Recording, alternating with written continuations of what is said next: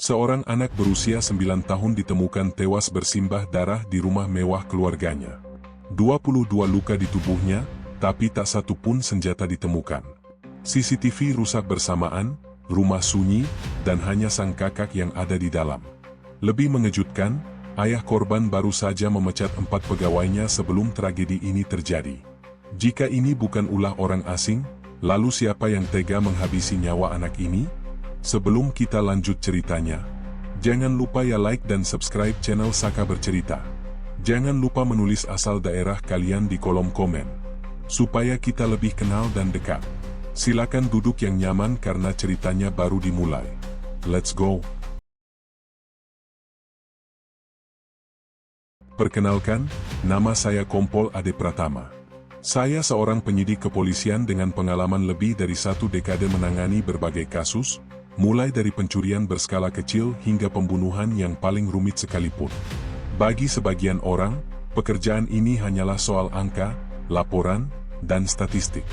Bagi saya, pekerjaan ini adalah tentang melihat sisi terdalam manusia, menafsirkan setiap gerak, setiap ekspresi, dan setiap kata yang tidak diucapkan. Saya belajar bahwa kebenaran tidak selalu berada di tempat yang terang, terkadang, ia bersembunyi di balik kesunyian, di balik senyum yang dipaksakan, atau di balik luka yang tidak terlihat oleh mata awam. Malam itu, telepon genggam saya bergetar di meja kerja.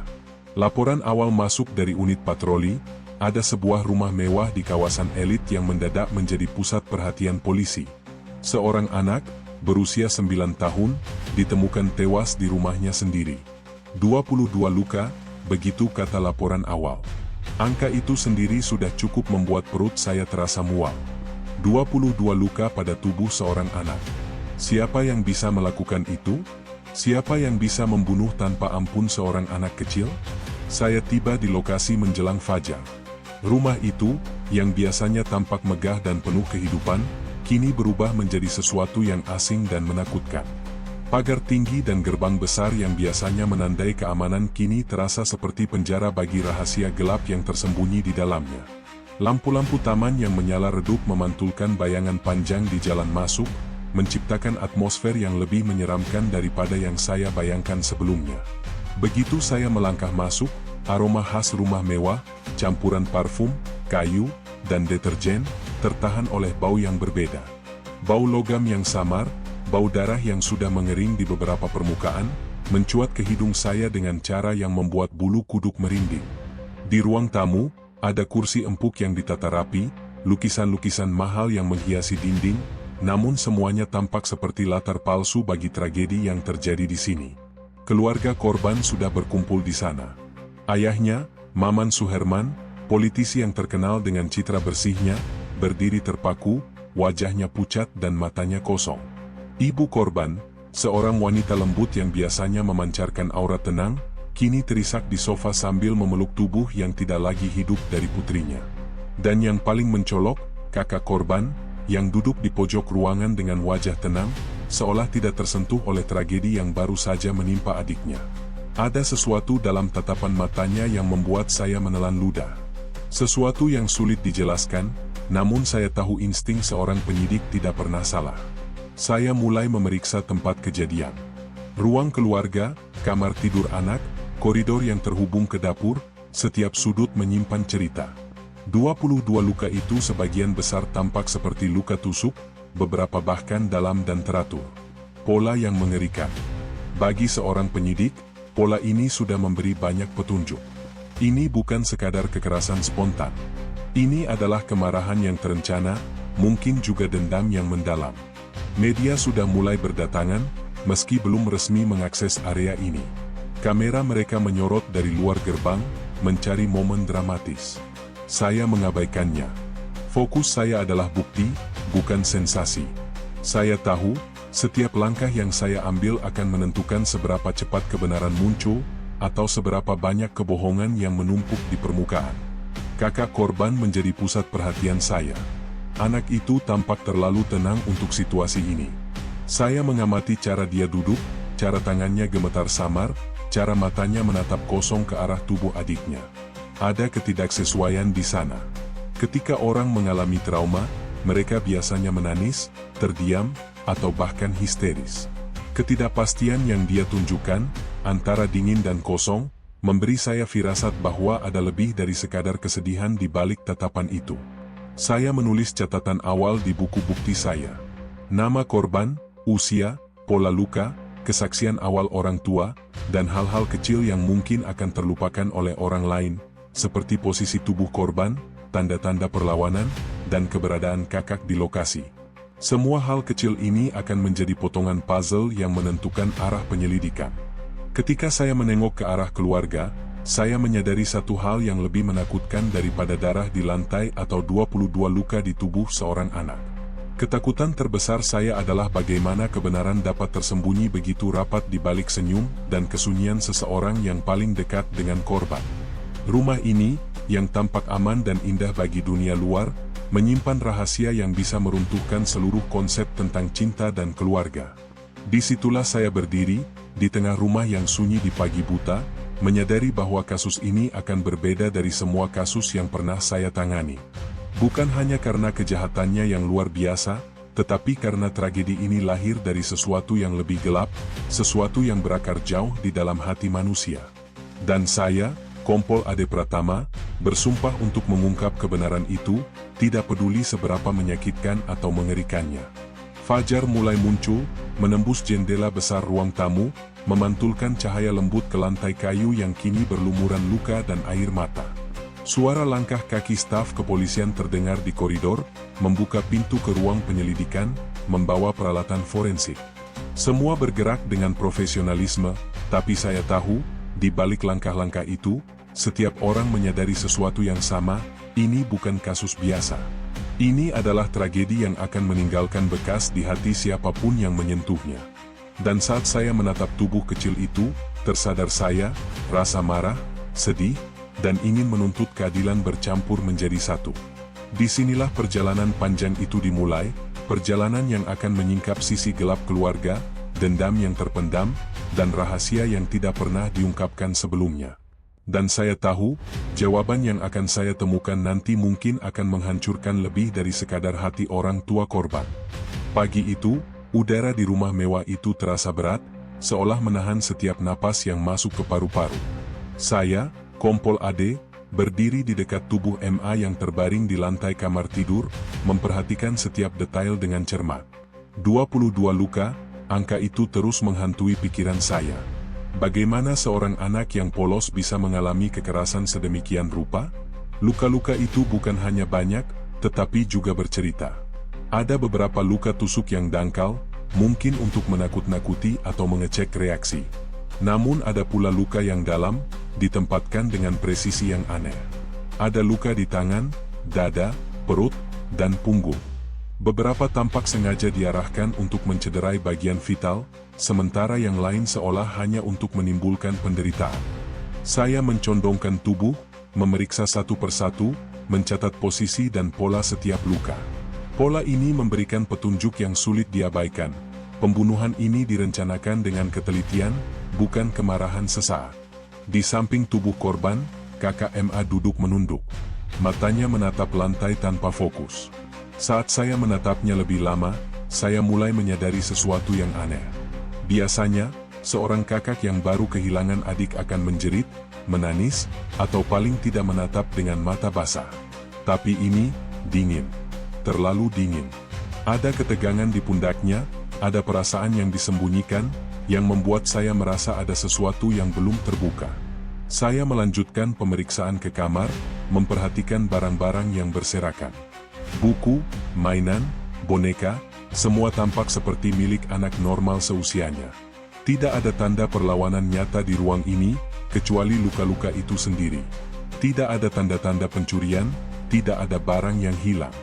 Tidak ada yang berantakan secara aneh. Semuanya tampak rapi, seolah tragedi ini terjadi tanpa perlawanan. Pola ini membuat firasat saya semakin gelisah. Di ruang keluarga, saya memeriksa bukti tambahan. CCTV yang seharusnya merekam seluruh area rumah ternyata rusak pada malam kejadian. Tepat pada jam kritis, kamera mati. Ini bukan kebetulan. Setiap penyidik tahu, rusaknya alat pengawas pada saat kejadian adalah petunjuk awal yang harus diperiksa lebih jauh. Apakah ada yang sengaja mematikannya? Atau kerusakan itu memang alami? Pertanyaan-pertanyaan itu terus berputar di kepala saya, menciptakan labirin dalam penyelidikan yang baru dimulai. Sementara itu, orang tua korban terpuruk. Maman Suherman, ayah MA, terlihat kosong. Tidak ada kata yang bisa mewakili rasa sakit yang tampak di wajahnya. Saya menghampiri, mencoba menawarkan kata penghiburan, tapi saya sadar, dalam situasi ini, kata-kata hanyalah debu. Ibu korban menahan tangis di sofa, memeluk selimut yang biasanya digunakan MA. Saya mencatat setiap gerakan, setiap ekspresi, karena bagi seorang penyidik, semua itu bisa menjadi petunjuk, bahkan yang terkecil sekalipun. Saya memanggil tim forensik untuk memeriksa lebih detail. Mereka mulai mengambil sampel, mendokumentasikan setiap luka, mengukur jarak tusukan, dan memotret tubuh korban dari berbagai sudut. Saya berdiri di samping mereka, mengamati, menanyakan detail teknis, mencoba merangkai gambaran yang akan memandu penyelidikan. Namun di setiap langkah, pertanyaan yang sama terus menghantui, siapa yang sanggup melakukan ini? Dan yang lebih menakutkan, mengapa? Kakak korban menjadi fokus saya. Saya menanyainya perlahan, mencoba mencairkan ketegangan. Apa kamu tahu ada sesuatu yang salah malam itu? Tanya saya, dengan suara tenang. Ia menggeleng. Tidak ada yang aneh. Jawabnya, nada suaranya datar, hampir monoton. Saya mencatat setiap kata. Nada monoton itu adalah sesuatu yang harus diperiksa. Trauma kadang membuat orang diam, tetapi ada kalanya diam itu menyembunyikan sesuatu yang lebih gelap. Ketika saya berjalan menyusuri koridor rumah, saya menemukan jejak darah samar di bawah karpet. Jejak itu kecil, hampir tak terlihat, namun arah jejaknya menunjukkan korban sempat mencoba bergerak atau menahan serangan. Saya mengulurkan tangan, mengusap lembut jejak itu, dan mencatat posisinya. Setiap detail kecil ini, meski tampak sepele, bisa menjadi kunci untuk memahami kronologi malam itu. Saya kembali ke ruang keluarga, menatap keluarga korban. Ada ketegangan yang tidak terlihat di permukaan, tetapi terasa.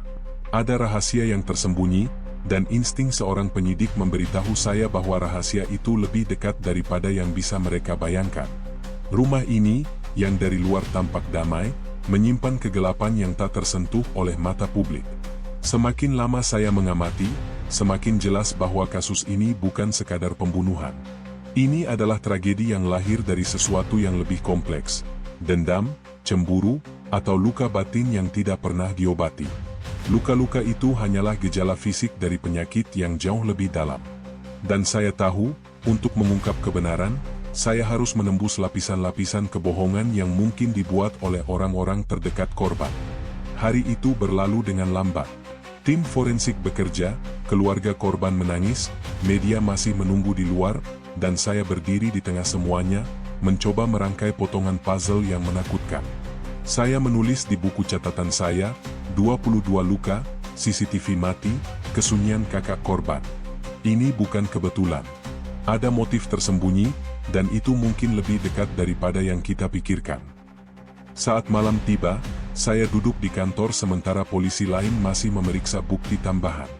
Cahaya lampu yang redup menyorot catatan saya. 22 luka itu tetap menghantui pikiran saya. Saya menutup mata sejenak, mencoba membayangkan wajah MA yang polos, tertawa tanpa rasa takut. Namun bayangan itu tergantikan oleh luka-luka itu, dan pertanyaan tentang siapa dan mengapa terus berputar di kepala saya. Saya menyadari, malam ini hanyalah awal. Kasus ini akan menuntut lebih dari sekadar keterampilan teknis. Ia akan menuntut insting, kesabaran, dan keberanian untuk menghadapi kebenaran yang mungkin menghancurkan semua yang saya ketahui tentang keluarga ini. Dan saya, Kompol Ade Pratama, bersiap untuk perjalanan panjang yang akan menyingkap kegelapan di balik 22 luka itu. Sejak saya menapakkan kaki di rumah itu, saya tahu satu hal, tragedi ini bukan hanya tentang korban yang tewas. Ini juga tentang bagaimana sebuah keluarga menghadapi dunia yang menatap mereka dengan mata penuh pertanyaan, penuh tuduhan, dan terkadang, penuh kebencian. Saya, Kompol Ade, berada di tengah pusaran itu, antara tugas saya menegakkan hukum dan kesedihan yang hampir tak tertahankan yang menguasai ruang ini. Keluarga Maman Suherman adalah keluarga yang terlihat sempurna dari luar. Rumah megah, mobil mewah, status sosial tinggi, reputasi politik yang dijaga rapi. Namun hari itu, semua fasad itu runtuh.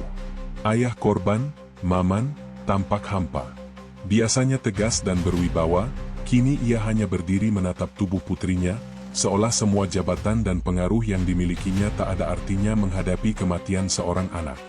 Matanya kosong, bibirnya bergerak tanpa suara, dan saya bisa merasakan keputusasaan yang menusuk hati. Ibu korban, yang biasanya menenangkan rumah dengan senyuman dan kelembutan, kini menjerit pelan, menyalahkan dirinya sendiri. Kenapa aku tidak menjaga dia? Kenapa aku tidak ada saat itu? Isak tangisnya pecah berulang kali.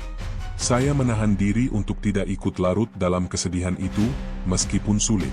Sebagai penyidik, saya harus tetap fokus. Saya harus mencari jawaban, meski hati saya sendiri ikut terluka melihat situasi ini. Namun yang paling sulit untuk saya tafsir adalah kakak korban.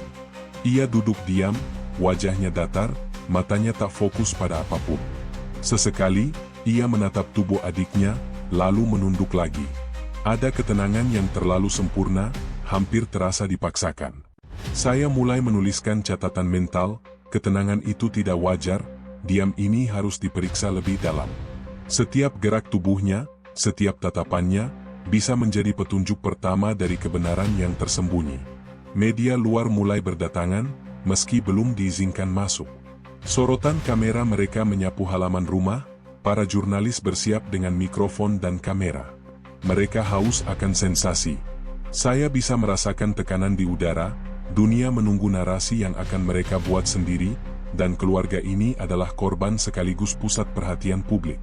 Tekanan itu menimbulkan kegelisahan tersendiri.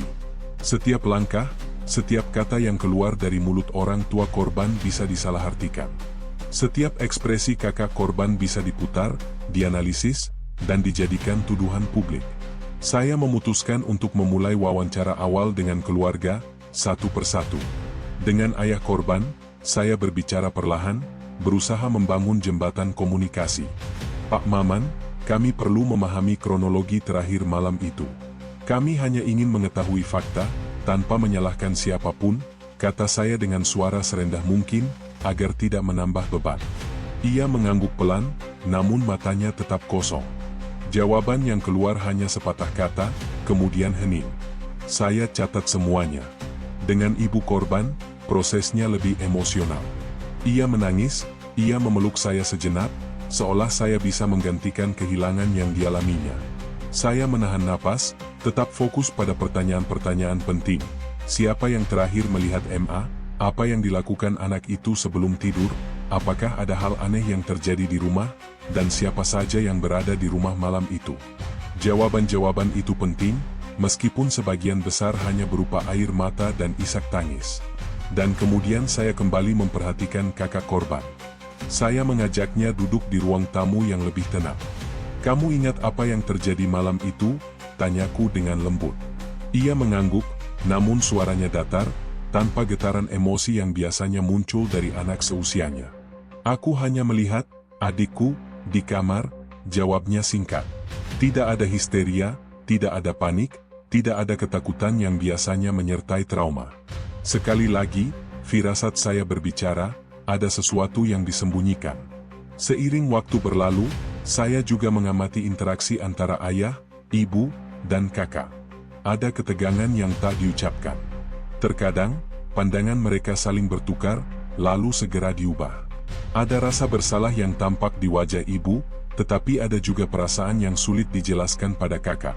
Sesuatu yang saya belum bisa definisikan, tetapi pasti ada di sana. Saya mencatat setiap gerakan, karena dari gerakan-gerakan kecil itu, seringkali penyidik menemukan pola yang lebih besar. Tekanan dari media dan publik terus meningkat. Wartawan mulai berspekulasi, menciptakan cerita-cerita yang tidak selalu sesuai fakta. Orang-orang di luar gerbang rumah mulai berdatangan, ingin melihat, ingin tahu, ingin ikut merasakan tragedi ini. Dalam situasi ini, menjaga fokus menjadi lebih sulit. Saya harus melindungi keluarga korban dari tekanan eksternal, sekaligus memastikan penyelidikan tetap objektif.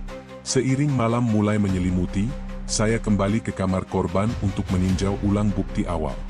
22 luka itu tampak lebih menakutkan di cahaya lampu redup. Saya menandai lokasi-lokasi yang menurut saya penting, mencatat kemungkinan urutan serangan. Saat memeriksa lebih teliti, saya menemukan hal kecil. Bekas gesekan di lantai yang menunjukkan korban mungkin mencoba merangkak atau melindungi dirinya sendiri.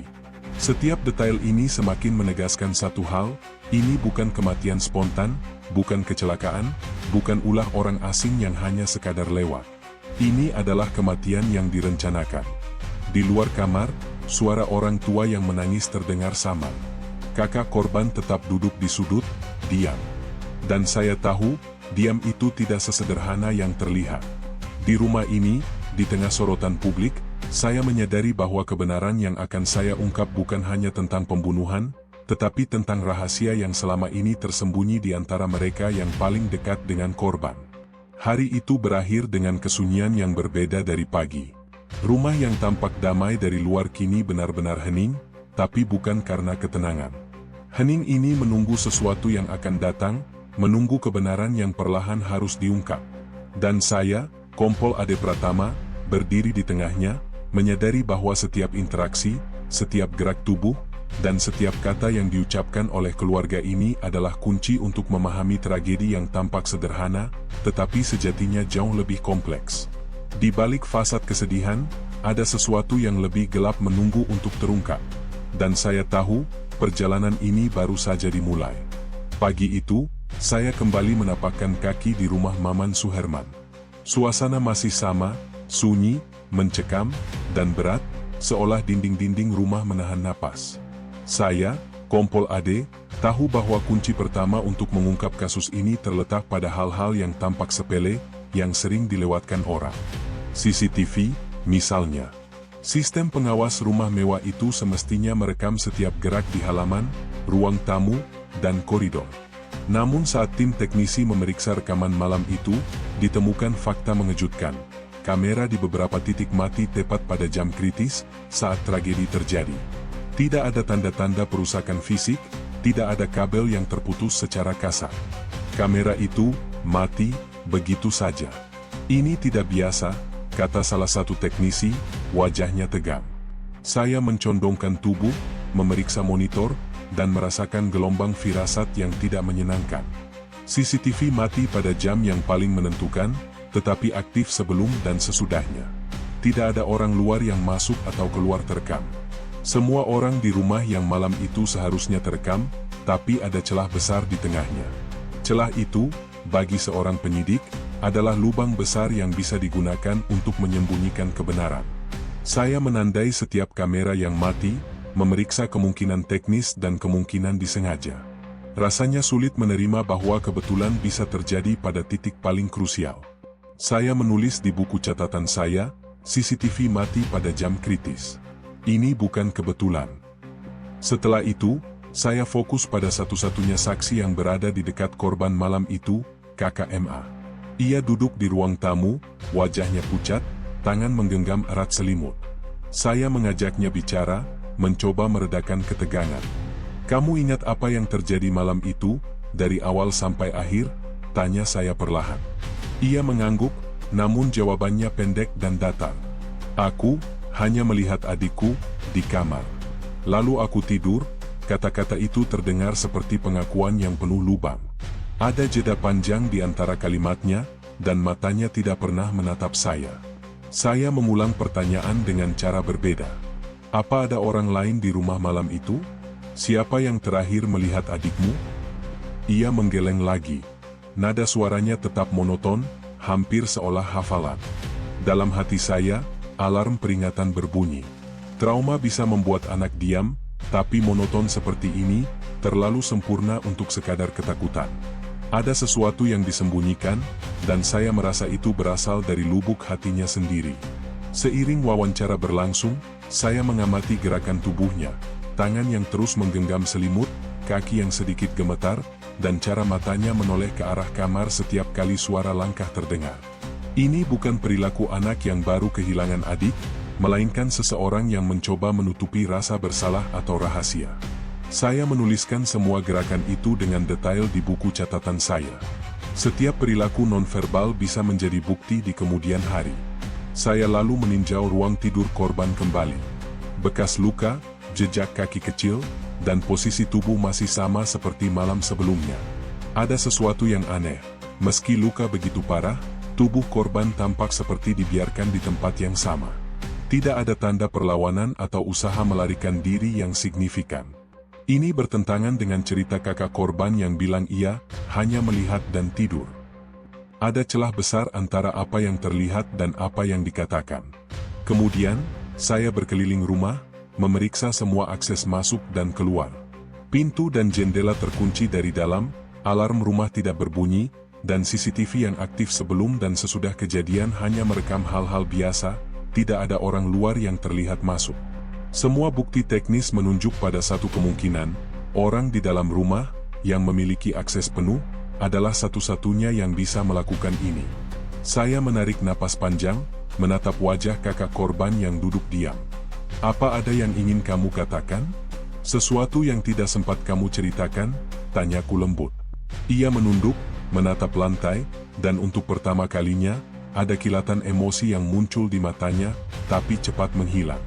Saya tahu, rahasia itu ada, tapi belum siap keluar. Sore harinya, tekanan media semakin terasa. Wartawan memutar cerita mereka sendiri, berspekulasi bahwa pembunuhan ini dilakukan oleh orang luar, mungkin pegawai rumah atau orang yang memiliki dendam terhadap keluarga. Saya tahu opini publik bisa menjadi bumerang bagi penyelidikan. Saya harus memisahkan fakta dari spekulasi, dan untuk itu, saya kembali menelaah bukti teknis dan perilaku anggota keluarga. Di tengah malam, saya duduk sendiri di ruang kerja sementara tim lain masih memeriksa bukti. Saya menatap layar monitor CCTV yang mati pada jam kritis. Rasanya seperti ada garis tipis yang membatasi kebenaran dan kebohongan. Garis itu bisa ditemukan hanya jika setiap perilaku, setiap kata, dan setiap detail fisik dikaji dengan seksama. Saya menutup catatan hari itu dengan tulisan, CCTV mati, kesaksian kakak korban tidak utuh, semua pintu terkunci. Pelaku kemungkinan ada di dalam. Motif tersembunyi, perlu diselidiki lebih dalam. Dalam hati, saya sadar, malam itu hanyalah awal dari perjalanan panjang. Setiap kejanggalan, setiap ketidaksesuaian, akan menuntun pada kebenaran yang mungkin lebih kejam daripada yang bisa dibayangkan. Dan saya, Kompol Ade Pratama, harus siap menghadapi fakta itu, meski hati ini tahu, kebenaran itu akan mengubah pandangan semua orang tentang keluarga ini selamanya. Sejak pagi pertama saya berada di rumah Maman Suherman, saya menyadari bahwa kasus ini bukan sekadar urusan kriminal biasa. Ada tekanan yang melampaui batas penyelidikan biasa, tekanan politik, opini publik, dan kekhawatiran keluarga yang tersebar luas. Nama besar Maman Suherman, seorang politisi PKS yang dikenal tegas dan berpengaruh, membuat setiap langkah kami diawasi dengan cermat. Saya, Kompol Ade, harus berpikir dua kali sebelum membuat keputusan. Setiap tindakan, bahkan kata yang diucapkan di ruang penyidikan, bisa menjadi senjata bagi pihak yang salah menafsirkan.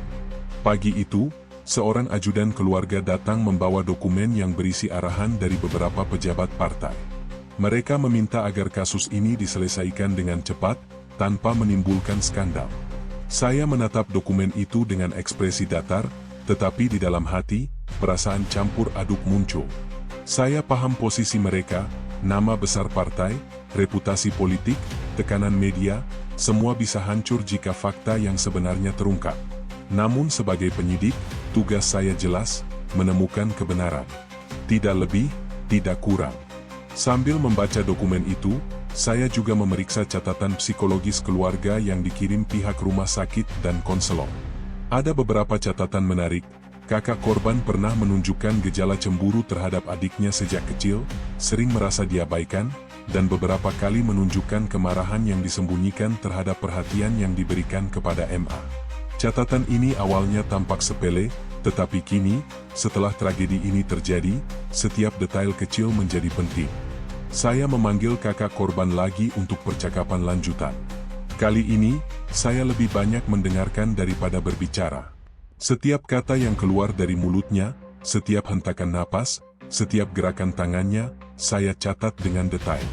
Ada ketegangan yang tampak berusaha ia sembunyikan, tetapi insting saya tidak pernah salah. Ada sesuatu yang belum ia ungkapkan. Sesuatu yang lebih gelap dari yang bisa dibayangkan orang luar. Sementara itu, tekanan dari media terus meningkat. Wartawan menunggu di luar gerbang, bersiap mempublikasikan rumor, spekulasi, bahkan tuduhan yang belum tentu benar. Mereka haus akan cerita sensasional, anak seorang politisi dibunuh, tragedi keluarga di tengah sorotan publik. Saya tahu, jika saya salah langkah, bukan hanya keluarga korban yang terluka, reputasi institusi kepolisian pun bisa ikut terpuruk. Namun saya tidak bisa membiarkan tekanan itu memengaruhi penyelidikan. Saya menginstruksikan tim untuk tetap fokus pada bukti, bukan opini. Setiap laporan dari teknisi forensik, setiap hasil pemeriksaan, harus dianalisis dengan cermat. Tidak boleh ada asumsi. Semua harus berdasarkan fakta. Saat siang tiba, saya meninjau kembali bukti di kamar korban. 22 luka itu masih menghantui pandangan saya. Luka-luka itu seolah berbicara, memberitahu saya bahwa ini bukan hanya tentang kematian fisik, tetapi juga tentang luka batin yang lama dipendam.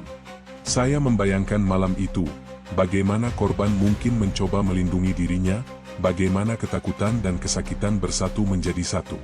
Ketika saya menatap kakak korban, ada satu pertanyaan yang terus berputar di kepala. Apa yang membuat seorang anak menyimpan rasa cemburu yang begitu dalam hingga mengancam nyawa adiknya sendiri? Pertanyaan itu terasa berat, tetapi saya tahu jawaban itu ada di sini, tersembunyi di antara diam dan kata-kata yang tidak diucapkan. Sore hari, seorang psikolog anak yang pernah menangani kakak korban hadir di ruang keluarga. Ia memberi catatan tambahan tentang perilaku anak itu, sering menarik diri, menunjukkan ketegangan ketika adik mendapat perhatian lebih, dan kecenderungan untuk menyembunyikan emosi negatif. Semua ini adalah potongan puzzle yang semakin mengarah pada satu kemungkinan, motif internal, bukan orang luar. Saya menuliskan catatan panjang di buku penyelidikan. Semua informasi ini harus diolah dengan hati-hati. Tidak ada asumsi yang boleh dipaksakan, tidak ada tuduhan yang bisa dibuat tanpa bukti. Namun insting saya sebagai penyidik terus memperingatkan, ada sesuatu yang salah di dalam rumah ini, sesuatu yang disembunyikan oleh orang-orang yang paling dekat dengan korban. Malam itu, saya duduk di ruang kerja sendiri. Cahaya lampu menyinari bukti yang tersebar, catatan psikologis, dan rekaman CCTV yang rusak. Semuanya tampak seperti puzzle raksasa, dengan potongan yang sulit disusun. Namun satu hal jelas, tekanan politik dan publik tidak akan menghentikan saya. Tugas saya adalah menemukan kebenaran, sekasar apapun kenyataan itu nantinya. Di balik semua tekanan, air mata, dan luka batin yang tersembunyi, saya sadar satu hal penting, kasus ini bukan sekadar pembunuhan. Ini adalah kisah tentang keluarga yang retak dari dalam, tentang dendam yang terpendam, dan tentang rahasia yang bisa menghancurkan siapapun yang menyingkapnya. Dan saya, Kompol Ade Pratama, harus tetap bersabar, tetap fokus, dan tetap mencari kebenaran, meskipun setiap langkah yang saya ambil dipantau oleh mata publik yang tak pernah tidur. Karena saya tahu, di balik tekanan dan kesedihan ini, jawaban yang sebenarnya menunggu untuk ditemukan. Hari itu, saya mulai merasakan gelombang ketegangan yang berbeda. Rumah mewah yang selama beberapa hari terakhir menjadi saksi kesedihan kini terasa lebih menekan, lebih berat, seolah menyimpan rahasia yang menunggu untuk terungkap. Saya, Kompol Ade, berdiri di ruang keluarga, mengamati setiap gerakan anggota keluarga, setiap kata yang keluar dari mulut mereka, dan terutama, setiap tatapan kakak korban. Sejak awal, kakak MA tampak tenang. Terlalu tenang. Diamnya, monoton suaranya, dan wajah yang nyaris tanpa ekspresi membuat insting saya berulang kali bersuara, ada sesuatu yang disembunyikan. Dan hari itu, retakan pertama mulai terlihat. Sore itu, saya mengajaknya duduk di ruang tamu yang lebih privat. Ceritakan lagi malam itu, dari awal sampai akhir, tanpa takut, kata saya, suara lembut tapi tegas. Ia menunduk, genggaman tangannya diselimut sedikit melemah, tetapi matanya masih menatap lantai. Saat itu, saya memperhatikan sesuatu, alisnya sedikit berkerut, bibirnya bergetar sekejap, dan napasnya sesekali tertahan. Retakan kecil itu cukup untuk membuat insting saya makin waspada. Adikku, dia sedang tidur, aku tidak menyangka, ucapnya, suara yang nyaris pecah tapi ditahan dengan keras. Saya mengamati setiap kata, setiap jeda, setiap gerakan tubuhnya. Anak itu tampak berusaha menahan emosi, namun jelas ada sesuatu yang membebani hatinya lebih dalam daripada sekadar kehilangan adik. Saya mulai menelusuri kembali catatan psikologisnya. Kecemburuan yang disembunyikan, rasa diabaikan sejak kecil, kemarahan yang jarang terlihat, semua potongan puzzle mulai terhubung dengan retakan kecil yang terlihat tadi. Ini bukan sekadar reaksi anak terhadap kematian adik. Ini adalah lapisan emosi yang telah menumpuk bertahun-tahun, dan kini, gelombangnya mulai muncul ke permukaan. Sementara itu, orang tua korban masih terpuruk di sofa. Saya memeriksa mereka dari jauh, memastikan mereka aman secara emosional, tetapi juga memperhatikan dinamika yang muncul di antara mereka. Setiap interaksi yang tampak biasa bisa menyembunyikan kunci untuk memahami tragedi ini. Saya mencatat, tatapan ibu yang sesekali menoleh pada kakak korban, alis yang berkerut, bibir yang menutup rapat, semua itu adalah bahasa nonverbal yang penuh arti.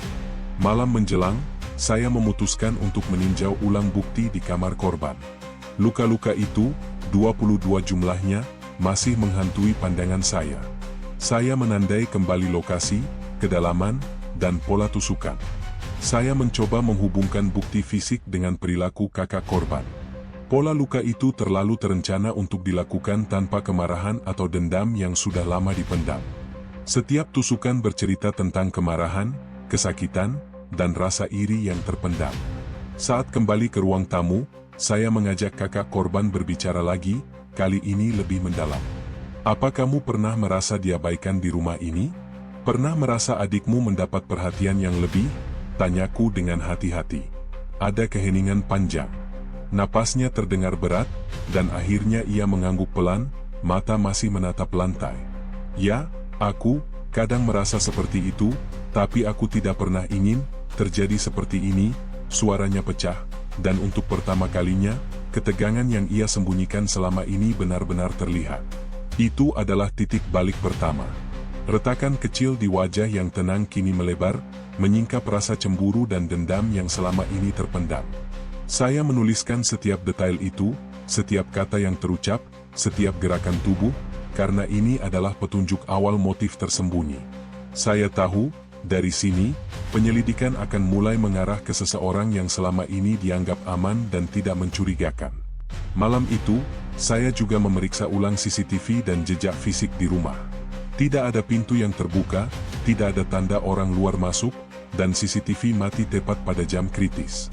Semua bukti mulai mengarah pada satu kesimpulan yang menakutkan, pelaku berada di dalam rumah. Anak yang tampak tenang itu mungkin menyimpan rahasia yang lebih gelap daripada yang bisa dibayangkan. Ketika malam semakin larut, suasana rumah tetap sunyi, tetapi ketegangan meningkat. Saya berdiri di tengah ruangan, menyadari satu hal, ini bukan hanya tentang pembunuhan seorang anak. Ini tentang retakan emosi, dendam yang tersembunyi, dan luka batin yang sudah lama dipendam dalam sebuah keluarga yang tampak sempurna dari luar. Dan saya, Kompol Ade Pratama, menyadari bahwa perjalanan panjang untuk menemukan kebenaran baru saja mencapai titik kritis. Retakan kecil itu, yang tampak sepele di awal, kini menjadi petunjuk paling berharga, bahwa tragedi ini lahir dari seseorang yang paling dekat dengan korban. Hari itu terasa lebih berat daripada sebelumnya. Udara di rumah Maman Suherman seolah menekan setiap napas yang saya tarik.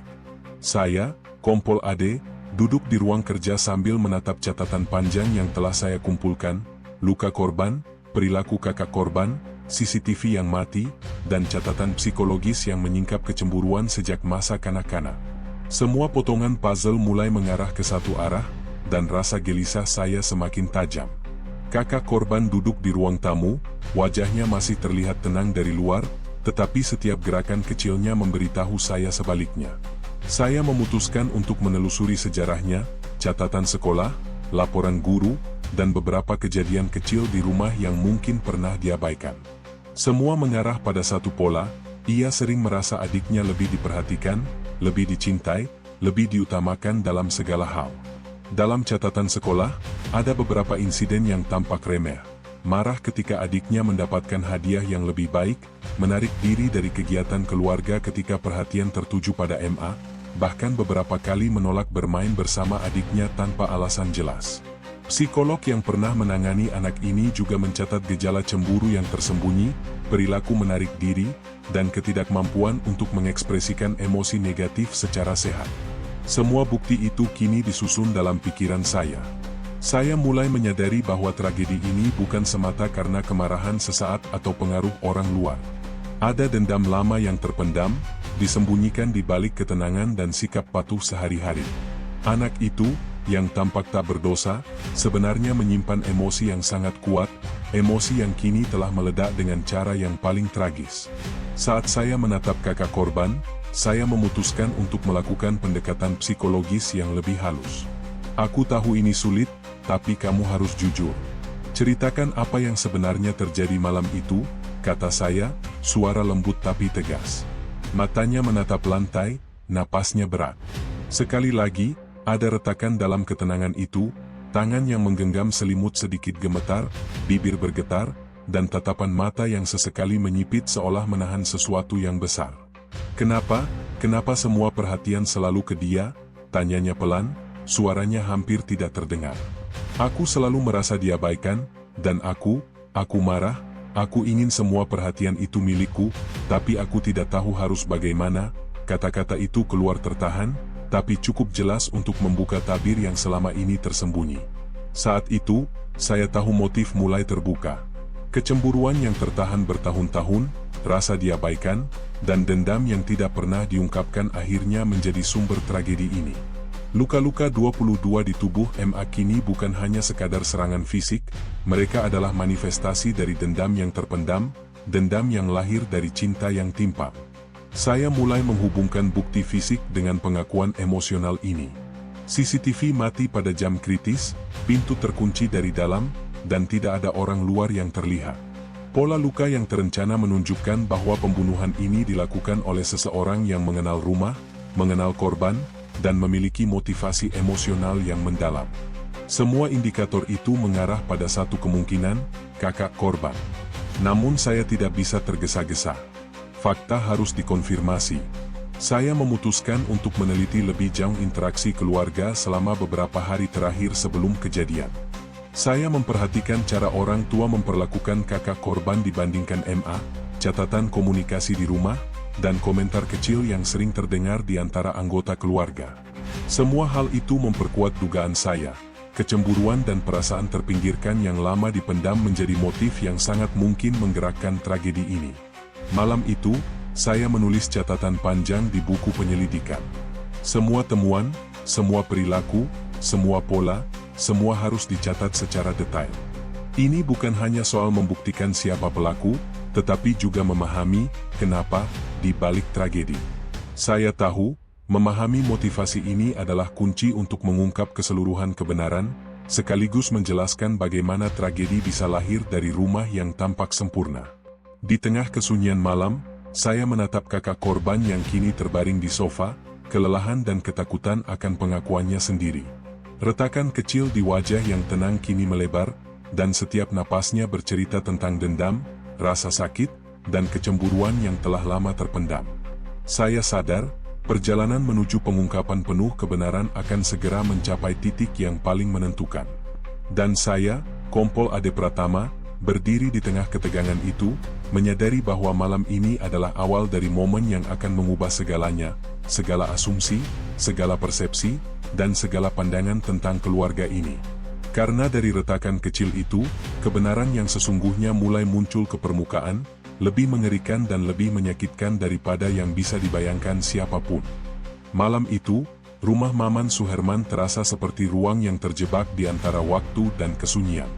Lampu-lampu redup memantulkan bayangan panjang di dinding, seolah setiap sudut menyimpan rahasia yang menunggu untuk keluar. Saya, Kompol Ade, berdiri di samping kakak korban, menatapnya dengan hati-hati.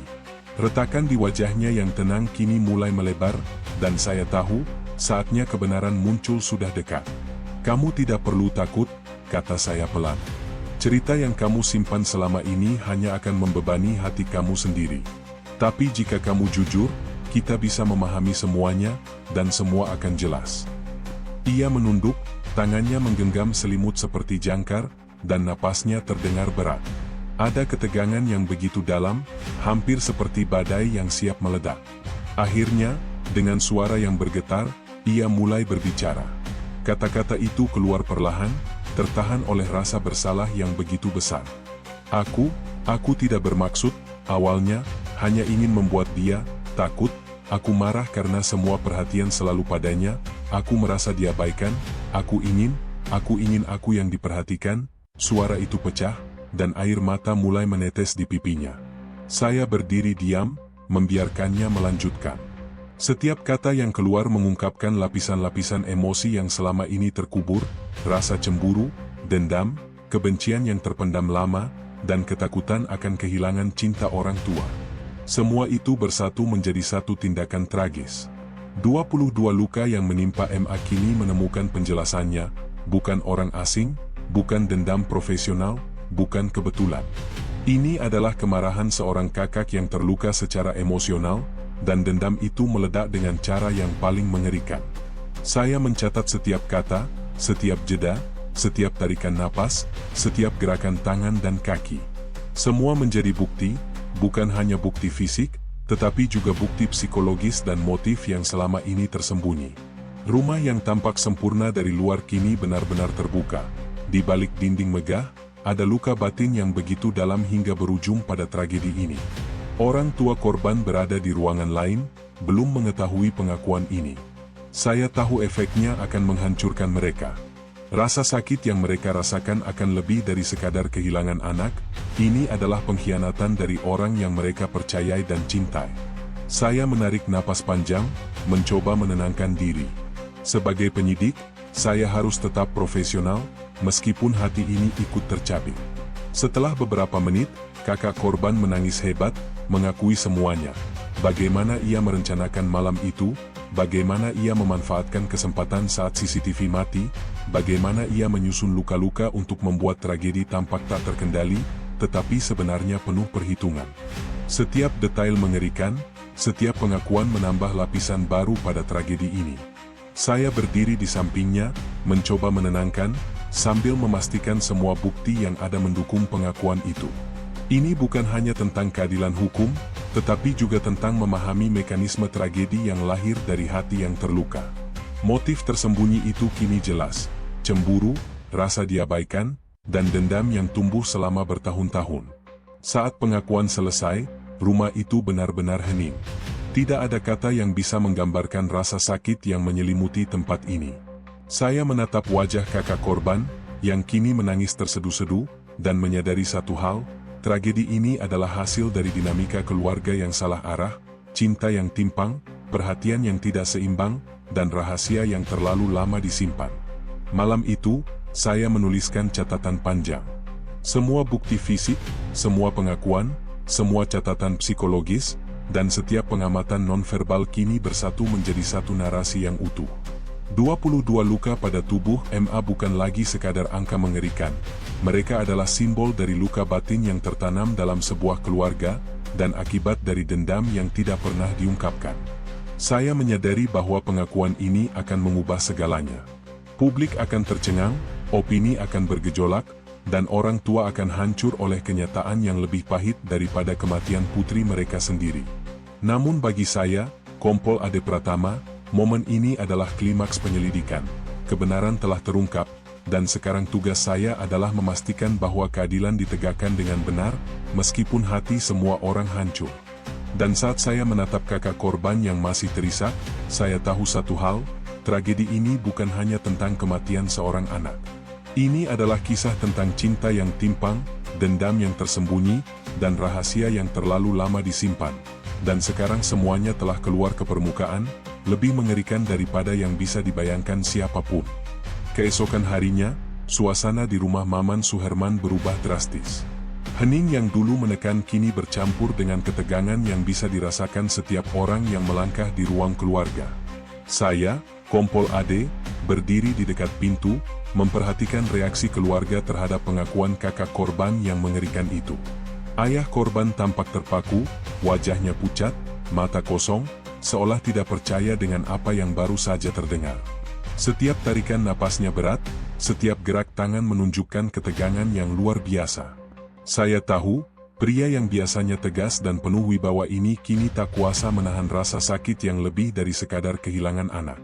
Rasa sakit itu bercampur dengan perasaan hancur karena kenyataan pahit yang terungkap dari orang yang ia percayai. Ibu korban duduk di sofa, tubuhnya gemetar, wajah menunduk, air mata terus menetes. Setiap kali menatap kakak korban, ada campuran kesedihan dan kecewa yang jelas terlihat. Ia tidak hanya kehilangan seorang anak, tetapi juga harus menerima kenyataan bahwa orang yang ia cintai selama ini telah menjadi penyebab tragedi ini. Kakak korban, di sisi lain, terlihat sangat lelah secara emosional. Tangisnya masih terdengar sesekali, tetapi ada kepasrahan yang perlahan muncul. Ia sadar, pengakuan itu adalah jalan satu-satunya untuk melepaskan beban yang selama bertahun-tahun ia sembunyikan. Saya tetap berdiri di dekatnya, memastikan ia tetap aman dan tidak panik, sambil mencatat setiap reaksi, karena sebagai penyidik, ini adalah bagian penting dari bukti psikologis dan kronologi kejadian. Saya memanggil beberapa anggota tim untuk meninjau ulang bukti dan pengakuan yang baru saja diberikan. Bukti fisik, luka-luka 22, CCTV yang mati, pintu yang terkunci dari dalam, semua kini selaras dengan pengakuan kakak korban. Tidak ada kontradiksi yang signifikan, semua sesuai dengan motif yang kini telah terbuka, dendam dan cemburu yang tertimbun sejak lama. Media mulai mengetahuinya, meskipun belum secara resmi. Seorang ajudan keluarga terlihat bergegas keluar untuk mengatur komunikasi dengan wartawan. Saya sadar, tekanan publik akan segera meningkat. Saya menulis catatan di buku saya, publik akan tercengang, keluarga harus dilindungi, kasus harus diselesaikan dengan prosedur hukum yang tepat. Selanjutnya, saya menghubungi pihak kejaksaan untuk mempersiapkan langkah hukum. Kakak korban harus diproses sesuai hukum, tetapi mengingat usianya yang masih anak-anak, pendekatan hukum juga harus mempertimbangkan aspek psikologis dan rehabilitasi. Saya berdiskusi dengan tim hukum dan psikolog tentang langkah yang tepat agar kasus ini dapat ditangani secara profesional, tanpa mengabaikan trauma yang ada. Di tengah semua itu, saya juga menyiapkan keluarga untuk menghadapi kenyataan publik. Tidak mudah menghadapi media, opini publik, dan tekanan sosial. Saya memberikan arahan agar orang tua tetap tenang, menjaga anak yang lain, dan memberi dukungan emosional yang maksimal bagi kakak korban. Ini bukan sekadar prosedur penyidikan, tetapi juga tanggung jawab kemanusiaan. Siang itu, saya duduk di ruang kerja, menulis kronologi lengkap kasus ini. Dari luka awal MA, CCTV yang mati, perilaku kakak korban, tekanan politik, hingga pengakuan yang menghancurkan, semuanya harus terdokumentasi dengan rapi. Buku catatan saya kini penuh dengan detail, tidak hanya fakta, tetapi juga motivasi dan psikologi yang menjelaskan tragedi ini secara menyeluruh. Saat sore menjelang, saya kembali ke ruang keluarga. Ada keheningan yang berbeda sekarang. Tidak ada histeria, tidak ada ketegangan yang tak terkendali. Ada rasa pahit, rasa kehilangan, tetapi juga rasa lega bahwa kebenaran akhirnya terungkap. Saya menatap kakak korban yang duduk diam, sesekali menatap lantai, sesekali menunduk, dan menyadari satu hal, meskipun hukuman akan datang, pengakuan ini adalah langkah pertama untuk memulihkan keluarga dari tragedi yang begitu dalam. Malam itu, saya menutup catatan panjang saya dengan satu kata yang sederhana namun berat, kebenaran. Kata itu bukan sekadar fakta hukum, tetapi juga pengakuan emosional, motif tersembunyi, dan retakan yang selama bertahun-tahun menimbulkan tragedi ini. Dan saya, Kompol Ade Pratama, berdiri di tengah keheningan rumah yang dulu megah, menyadari bahwa meskipun kasus ini hampir selesai secara hukum, luka yang ditinggalkannya akan membutuhkan waktu lama untuk sembuh, bagi keluarga, bagi masyarakat, dan bahkan bagi diri saya sendiri sebagai penyidik yang menyaksikan semuanya. Hari itu, rumah Maman Suherman terasa lebih tenang, meski kesedihan masih menyelimuti setiap sudut. Saya, Kompol Ade, berdiri di ruang keluarga, menatap sisa bukti yang telah dikumpulkan dan kasus yang hampir rampung. Setelah pengakuan kakak korban, bukti fisik dan psikologis semua selaras. Prosedur hukum tinggal menunggu pelaksanaan. Kakak korban kini berada dalam pengawasan psikolog dan pihak berwenang. Proses hukum akan mempertimbangkan usianya dan kondisi emosional yang rumit. Saya tahu, hukuman bukan sekadar soal balas dendam, tetapi juga pendidikan dan rehabilitasi agar tragedi serupa tidak terulang. Saya mencatat setiap detail untuk laporan akhir, kronologi, motif, dan langkah hukum yang tepat. Semua tersusun dengan rapi, jelas, dan dapat dipertanggungjawabkan. Orang tua korban, ayah dan ibu, duduk di sofa, terlihat lelah tapi mulai menerima kenyataan. Mereka menangis, bukan lagi karena kemarahan atau pengkhianatan, tetapi karena kehilangan anak dan kesadaran bahwa keluarga mereka retak dari dalam. Saya menatap mereka, hati saya ikut tersentuh. Tugas saya sebagai penyidik bukan hanya menegakkan hukum, tetapi juga menjaga manusia di balik tragedi ini. Saya mengambil beberapa menit untuk berdiri di kamar MA. 22 luka itu kini bukan hanya angka, tetapi simbol dari tragedi yang lahir dari ketidakseimbangan cinta dan dendam yang lama terpendam. Saya menutup mata sejenak, membiarkan kesedihan itu meresap. Setiap detik yang saya habiskan dalam penyelidikan ini telah menuntun saya pada satu kesadaran, tragedi terbesar seringkali lahir dari tempat yang paling dekat, dari hati yang terluka. Malam menjelang, saya kembali ke ruang kerja untuk menyusun laporan akhir. Semua bukti, semua pengakuan, dan semua catatan observasi saya rangkum. Saya menulis refleksi pribadi. Sebagai penyidik, saya belajar bahwa kebenaran tidak selalu sederhana, motif tidak selalu terlihat, dan tragedi tidak selalu datang dari orang luar. Kadang, musuh terbesar adalah rasa cemburu, dendam, dan emosi yang tertimbun dalam hati manusia sendiri. Ketika laporan selesai, saya menatap jendela, melihat lampu-lampu kota yang redup di kejauhan. Suasana hening, tetapi hati saya masih berat. Saya sadar, pekerjaan saya bukan hanya menyelesaikan kasus ini, tetapi juga menjaga agar keluarga yang tersisa dapat memulai proses penyembuhan. Saya memikirkan kakak korban, yang kini berada di jalur rehabilitasi, anak itu masih membutuhkan bimbingan, bukan sekadar hukuman. Beberapa hari kemudian, saya hadir di ruang sidang untuk memberikan kesaksian. Setiap kata yang saya ucapkan mencerminkan kronologi yang telah saya dokumentasikan. Pengadilan mendengar, hakim mendengarkan, dan semua bukti dihadirkan. Kebenaran kini diakui secara hukum, tetapi luka emosional tetap ada. Saya tahu, tidak ada kata yang bisa menghapus tragedi ini, tetapi setidaknya, keadilan telah ditegakkan. Saat meninggalkan gedung pengadilan, saya menatap langit senja. Bayangan tragis MA dan kisah keluarga ini akan selalu tersimpan dalam ingatan saya. Saya menyadari, sebagai penyidik, tugas saya bukan hanya menemukan pelaku, tetapi juga memahami manusia di balik tragedi, emosi, motivasi, dan keretakan yang sering tersembunyi. Di rumah Maman Suherman, suasana perlahan berubah. Orang tua mulai mencoba menerima kenyataan, memberikan dukungan bagi kakak korban yang mulai menjalani rehabilitasi. Sedikit demi sedikit, kehangatan kembali terasa, meskipun tidak lagi sama seperti dulu. Rumah itu masih membawa luka, tetapi juga harapan bahwa masa depan bisa dibangun kembali dengan kesadaran dan cinta yang lebih seimbang. Dan saya, Kompol Ade Pratama, menutup catatan terakhir saya dengan satu kalimat. Kebenaran telah terungkap, keadilan ditegakkan, tetapi luka batin akan tetap hidup, menjadi pelajaran bagi setiap hati yang ingin memahami, bahwa tragedi terbesar sering lahir dari tempat yang paling dekat. Lampu ruang kerja saya padam, dan hening malam menyelimuti. Sebuah babak panjang telah ditutup, tetapi pelajaran dari tragedi ini akan tetap terpatri dalam ingatan, bukan hanya bagi keluarga, tetapi juga bagi saya, seorang penyidik yang menyaksikan sisi gelap sekaligus sisi kemanusiaan yang paling dalam.